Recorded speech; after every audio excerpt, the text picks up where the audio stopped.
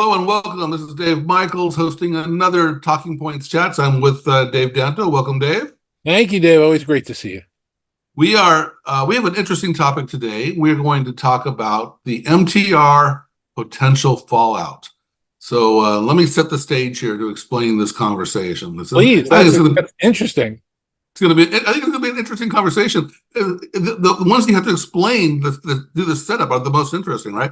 So here's the basic premise. Microsoft recently just announced that the 1 million MTR milestone they passed. We already did a video on that separately.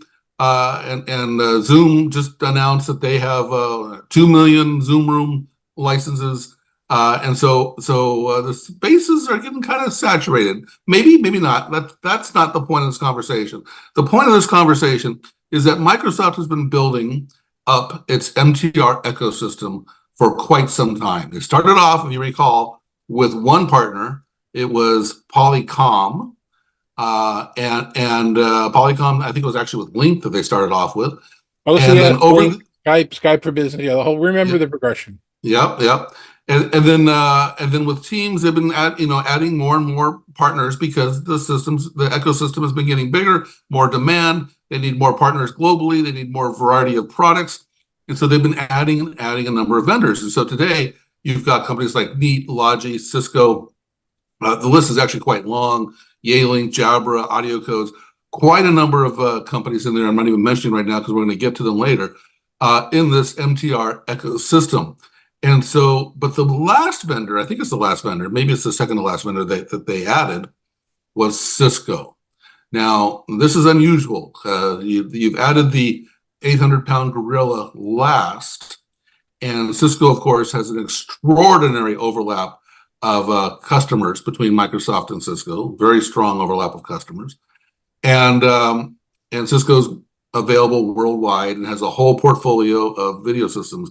So my assumption is that you can't just add that to a functioning ecosystem without some fallout. What do you think of that premise, Dave? Well, let's take a quick step back. And while I agree with everything that you said, we have to talk about my enterprise days, 15, 20 years ago, and you were in the enterprise as well.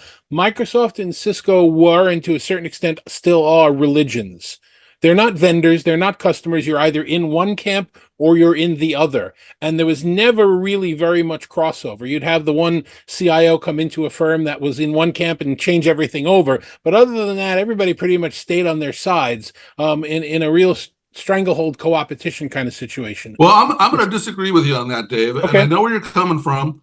You're coming from, the Skype for Business and Cisco Call Manager wars.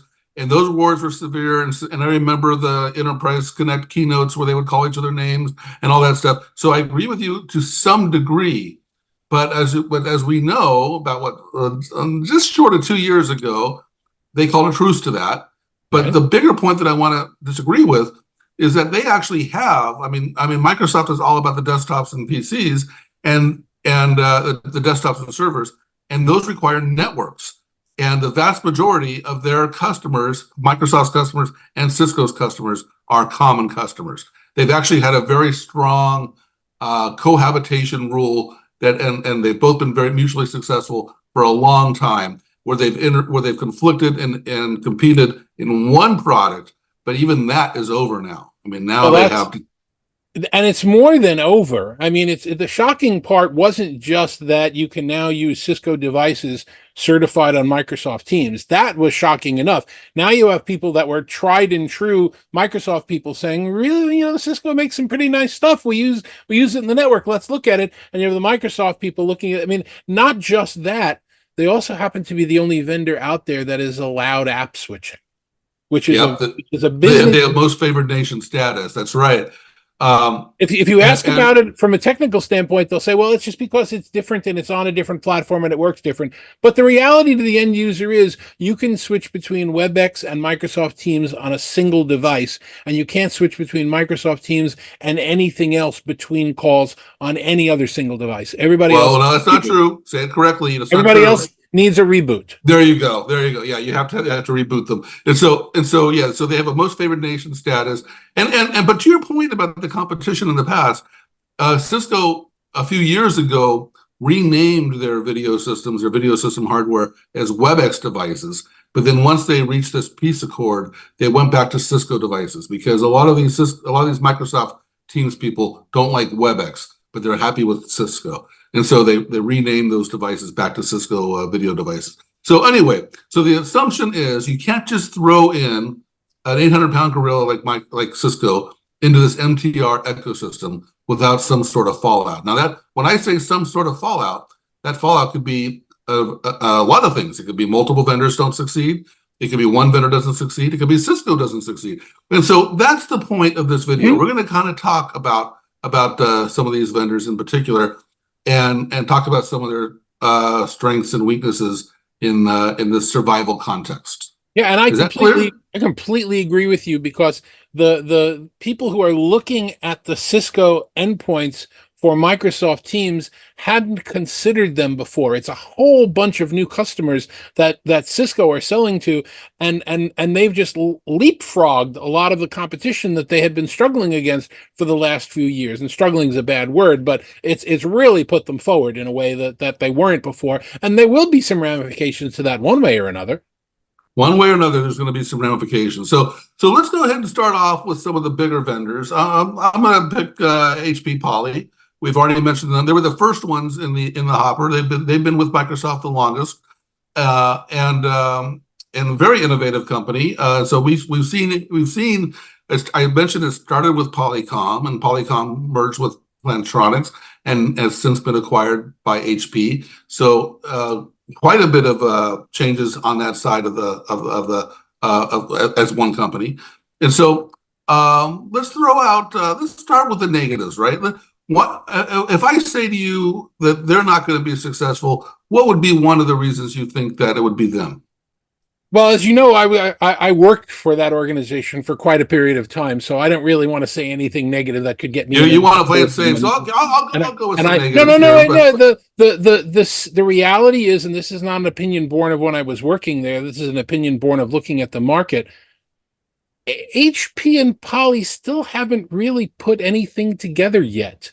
It's been a couple of years. We're expecting, Infocom will perhaps have some of this. Other than co-branding and the new headset and a couple of other things, there haven't been really, and the loss of a dongle. You no longer need, when you're using an HP headset on an HP computer, you no longer need to have the dongle to get, high resolution audio. But, there's been a lot of opportunity to really understand what both product lines are, and no one's seen any of it to date. Yeah, I think that's a really good point. They have actually, and your wording was a little off. They have put things together. They put the R30 and the hub together, but they haven't made any new products yet that are kind of leveraging both technology stacks. So they made some interesting bundles, and you mentioned the headset dongle. But yeah, I think and they've had enough time to do so now. So that's one reason why HP Poly may not be successful. So the bigger question would be, why wouldn't they have done that? And it could be because, and we talked about this in another video, AI has changed everything. And so there's a new AI priority, and there's new AI PCs, and there's new focus on PCs. And so maybe their focus and priorities and capital investments and R&D investments have changed to what they consider a bigger picture. And so that would be one reason. I got one other possible reason why they, on the negative side, and that's the leader. I think you know him, who put together the acquisition at HP, has changed roles. I think they sent him to Siberia or something like that. India, not Siberia. India. India. Yeah, very, very different climate. Yeah. But and so so that was the guy that put that together. So that's kind of a bad sign, perhaps. Maybe the acquisition isn't doing as well as they had hoped or something. But it's impossible to know. I think we have to look at everything there and everywhere else we're about to speak about in the macroeconomic conditions.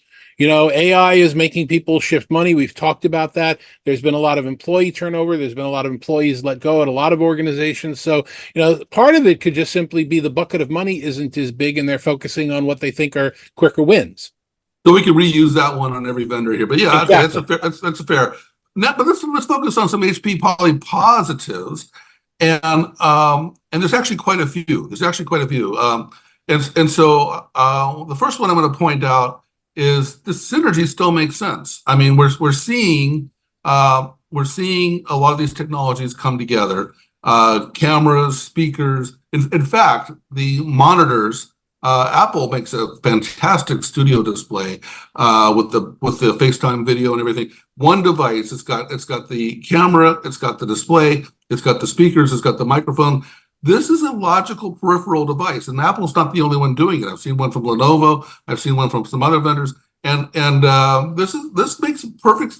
This synergy makes sense, and I think that was a big part of the logic behind HP buying Poly. And if you look at some of the other players that you're going to get into and compare them to the HP organization, you would have to think that HP's existing relationship with Microsoft as a PC manufacturer would give them some type of favored nation status there as well, that there would be some more leverage with Microsoft than maybe the standalone Poly prior to the merger would have had. If there's any company that you wanted to use as a poster child for how to successfully partner with Microsoft, it would have to be HP. People might say Intel, but that would be short-lived answer because Microsoft's partnered with a lot of Intel's competitors much more successfully. But HP has been there from the beginning and has done so well with that Microsoft partnership. And it's not just knowing; it's also that world distribution. I mean, Microsoft needs partners that can provide a product globally and consistently. And again, HP's got a very strong global presence. Yep. Let's go to a much smaller vendor. Let's go to Neat. And I'll put that down as the first negative. They're a small vendor. They don't have a lot to work with in terms of bundles like HP might have. Well, Neat has a very interesting history. They that's part of the Tenberg diaspora. The Oslo Intelligence and Knowledge and gorgeous design. I think they just won 147 Red Dot Awards a couple of weeks ago. So I'm only exaggerating a little bit knowing those guys. But if you recall, they entered the world as Zoom only, and they spent years marketing themselves as we do Zoom better because we're Zoom only. And then on the turn of a dime, all of a sudden they said, oh, by the way, did we say Zoom only? Now we're Zoom and Microsoft only. So it's a little hard to take some of that messaging as in stone because what will they be next week or next year or next month? So, it's great products. We've seen some of them work. We're playing with some of them, but I wonder if the major bat turn in strategy is a plus or a minus for them. I think it's been a plus. It's been lowering their costs, but they actually, that the negative that I have there, I already shared, is that they're a small vendor and they really can't do a lot of bundles. But boy, they make up for it with some creativity. Engineering powerhouse, as you mentioned, they're probably one of the most qualified video teams on the planet. They've got some great products. They've managed to penetrate some very lucrative accounts, some very big accounts, some very secure accounts, and they've done a great job with that. And there's one other little secret weapon they have that, to my knowledge, they haven't used necessarily, but they actually have Eric Yuan as a investor behind them. And that's the CEO of Zoom, for those that don't know. And so they've got some wherewithal and they've got some capability there that they haven't really quite flashed. But would not be surprised to see them continue to do well. Yeah, I agree with you completely. And I think, they just hired Kevin McMenemy as their CTO, somebody who essentially developed video at Cisco. So they've certainly got the brain power. They've got smart people there. I'm hoping for them and we'll have to see. We're recording this, by the way, I'm just thinking weeks before Infocom. Mm-hmm. And so I wouldn't be surprised if the whole cast of characters, again, it grows more at Infocom. There'll be more of these vendors joining the Microsoft bandwagon, I'm sure. Well, also, let's take that point there to just stand back for a second and say there's a difference between offering an MTR certified device and offering a device that works with MTR. We've got USB. Yeah. or a USB device. Now, there's no reason in the world why a USB device, one good example is the one we just reviewed, the Barco ClickShare, and we'll come back to it, that they're not certified for Zoom or Teams yet. They're just a USB camera. They work perfectly fine with them. The question is, do they want to go through the certification process? It's new to them. It'll take a while for them to get up to speed on that. So, we'll have to have a debate at some point, another one of these episodes, on the value of certification versus not certification. Okay, so let's get back to Logi here. So, I think that if I want to focus on the negatives first, trying to be consistent, I think the biggest challenge for Logi is probably the leadership changes, right? Because they weren't a big video player. They had Bracken leading Logi, and they also had Scott Warden leading the video side.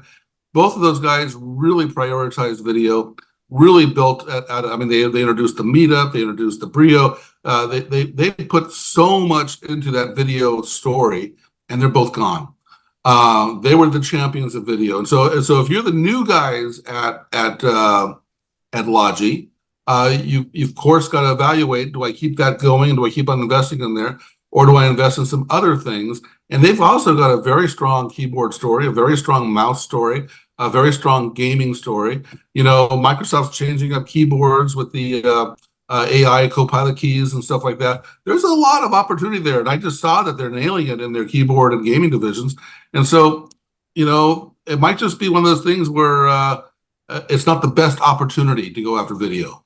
Well, it's interesting in that they and a number of other companies saw the pandemic happen, saw their sales and their revenue shoot through the roof, and then set that as their future targets and growth.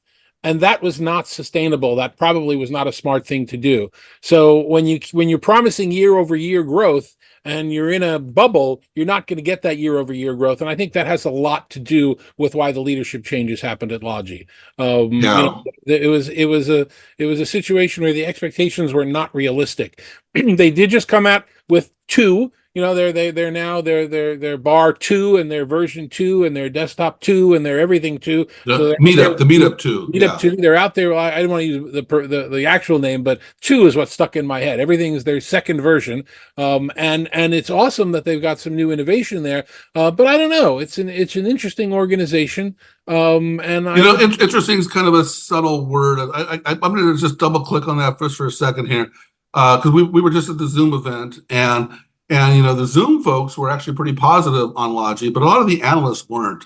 And I think that is, you mentioned the Meetup. The Meetup 1, I remember, was a big deal. I remember talking to them about it and understanding all the work that they did. They had to isolate the speaker vibration from the camera. They were so proud of it. It was a big ta-da moment, The Meetup 2, I read about it on, I think it was UC Today or something like that. I did not even a press release sent to me, no pre-briefings or anything like that.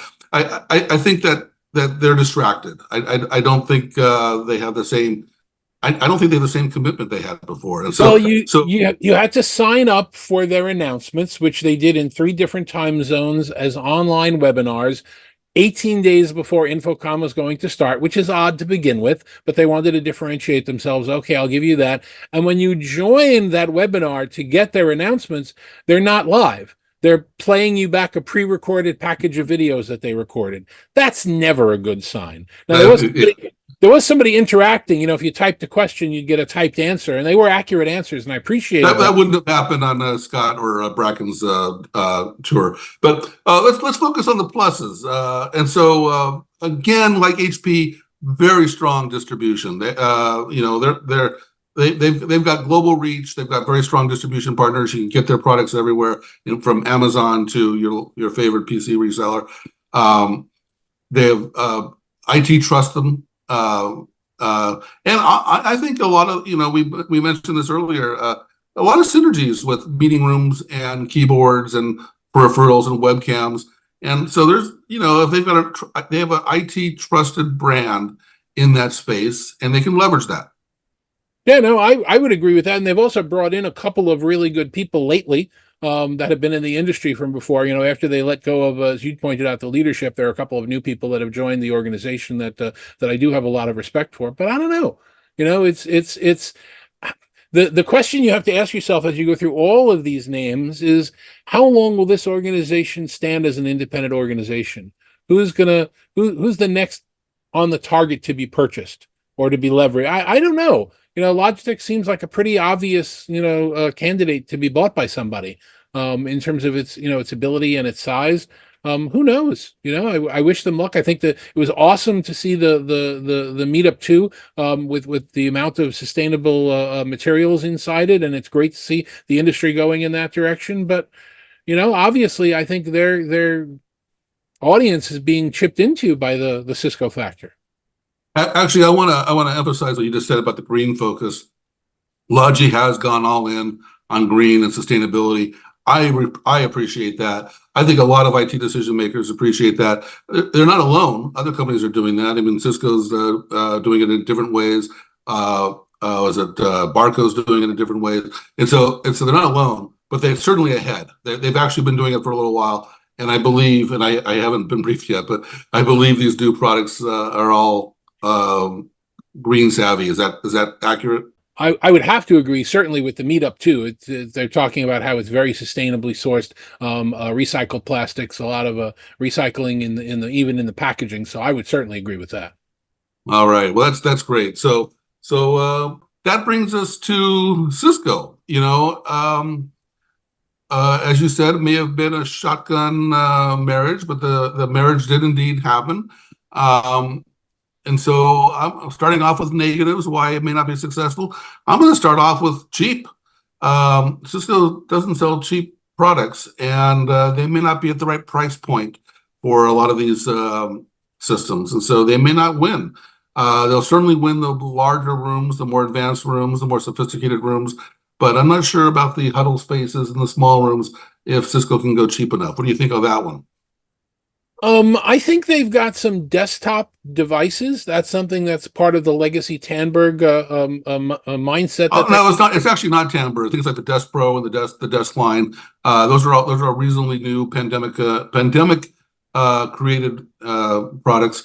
But they are lower cost, but they're not Amazon purchases, right? No, if you look over my shoulder, that's an old Cisco 7985, which was the old Tandberg device. I'm talking about the mentality to understand that people do want hardware devices on their desk sometimes. They don't want computer monitors. When I was talking to some of the people at Cisco last week, they're talking about how I just had to do 10 back-to-back meetings and I could never handle that on my PC and keep my documents open and keep everything else open. I want a dedicated device for doing video. So, I think that mindset that, sometimes you want a desktop video appliance is something that I think will make them stand out. And it is less expensive than a room system. All right. Well, let's look at some pluses and some additional pluses. We already mentioned earlier that they have a large overlap of customers, and so that's a positive. Strong portfolio. Cisco's portfolio of video solutions, like we just said, desktop to boardroom, a lot of good stuff there. And you mentioned earlier their most favored nation advantage, without it requiring a reboot to work with Teams. Well, it certainly is a kick in the pants for WebEx. WebEx has been counted out so many times. It's had so many Band-Aids on the brand that I don't even know if I should be spelling it with a big, E or small e or little x, or I get confused how many times it's been rebranded, but that's certainly good for them there. And you know what? Ultimately, if you're talking to a large enterprise, the movers and shakers, the financials, the pharmaceuticals, do you really want to be dealing with multiple vendors that are making peripherals so you want to consolidate your vendors? If you can have Cisco and Microsoft and call it a day, that's perceived as a win for no other reason other than simplifying your life. Yeah, we really haven't touched on management much of these platforms, but Logi and HP and Cisco all have comprehensive management solutions as well. But the key point that I want to raise is that if your environment is already using one of those management systems, that might be the straw that wins the argument, right? We don't want three management systems. We want one management system.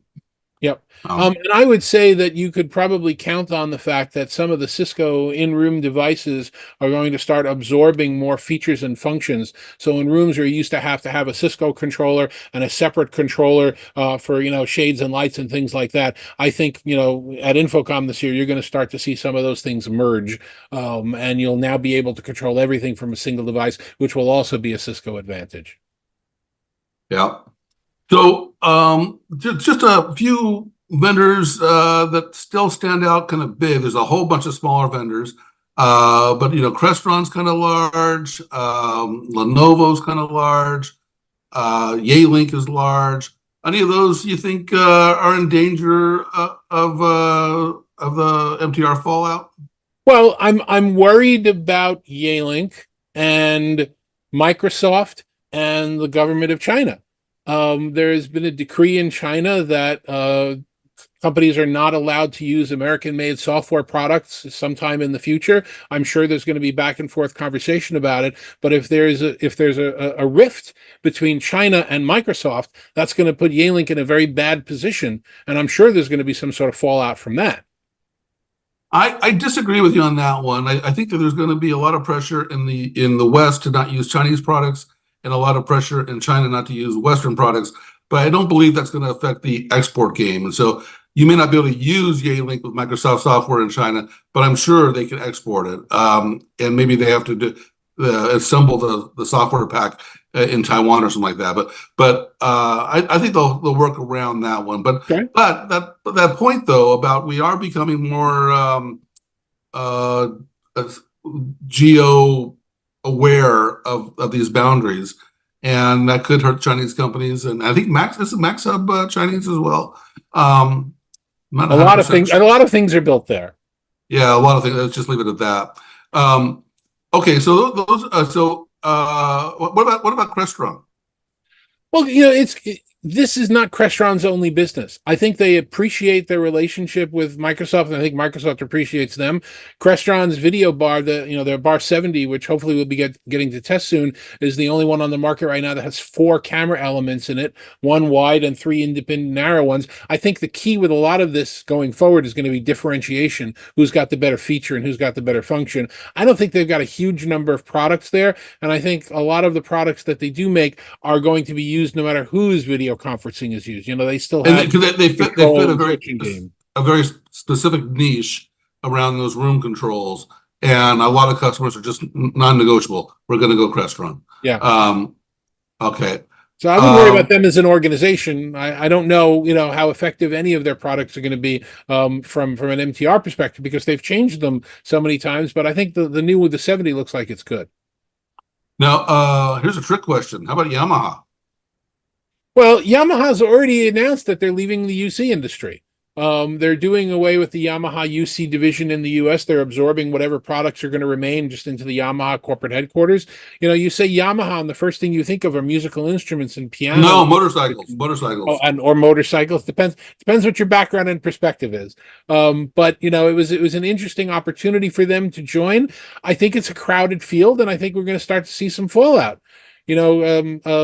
Bose sold the entire Bose Professional team to a new group that's calling themselves Bose Professional because they didn't want to be in the business anymore. Now Bose Professional is still in the business, but how long will that be when it's just an offshoot of the company? Sennheiser split with their EPOS group, and now they're in there's going to be a lot of this shifting. And one of the things we talked about in one of our insider reports, which hopefully people who are watching this have read them or subscribed to them, is that we're seeing a lot of companies not be married to things that they used to be married to in the past. Just because I've always made a microphone doesn't mean I have to make a microphone. I can still go on and make motorcycles. And we're seeing a lot of companies do third party, we're no longer making this product, but now go to them because they're our favorite nation. They're the ones that are going to be making it for us. I think we're going to see a lot of that readjustment over the course of the next, year or so. Great points. Another one that's kind of interesting is Audio Codes, because Audio Codes has actually been a Microsoft partner for quite some time with the SBCs and working on the voice side, but they're really doubling down on the contact center solutions and of course their meeting room solutions, and so they're kind of all in on Microsoft Teams right now. I suspect they'll do all right because they have a good, strong bundle story for Microsoft Teams IT manager. They can turn to audio codes for a whole bunch of different pieces. So that might work in their favor, having all those different pieces. I think we've covered most of the vendors. Barco, you mentioned, Bose, you mentioned. We haven't really talked about Lenovo. I always thought Lenovo was kind of a knee-jerk reaction to HP Poly, and they weren't that committed. I think they have one or two products very similar to the bundles that HP had done. I'm not sure how committed they are. So maybe the answer is some of these smaller vendors will fall out and they'll just lose interest as the space gets more competitive. But I think it's also interesting just to point out that there are more vendors that we haven't mentioned. Little vendors, big vendors, ODM manufacturers, etc. If we're making these for company A, why don't we just put our own logo on it and try and sell? So the market is continuing to saturate. The prices are continuing to drop. And it's going to be that differentiation that's going to sell some of these products. And the other thing that you pointed out at the very beginning, is that there are other video conference players out there right now. We talked about the 1 million MTRs. What are there, 2 million Zoom rooms out there right now? So players that do both have an advantage or can sell to both.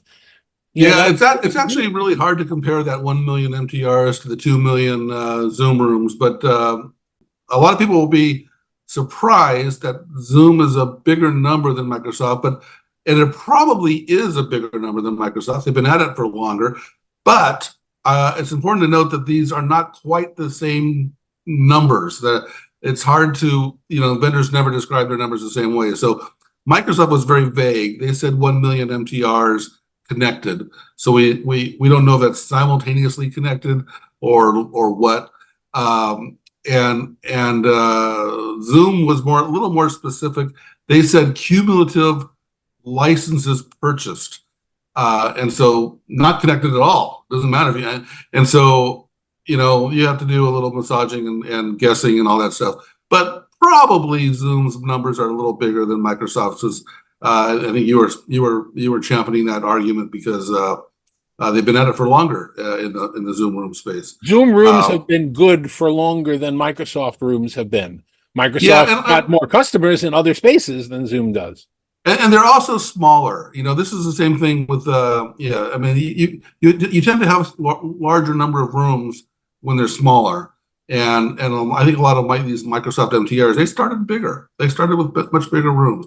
So it'd be pretty typical to put in one MTR on the second floor, where you might put in 2 or 3 Zoom rooms on the second floor, that kind of thing. But anyway, we don't have a crystal ball on how the MTR space will fall out, but it's an interesting conversation. All of these vendors, of course, like in any situation, have their strengths and cautions. And what we wanted to do was kind of highlight those and discuss them and get you thinking about them. I hope you found the conversation interesting. You can subscribe to wherever you're listening or viewing, subscribe, and maybe we can entertain you once again.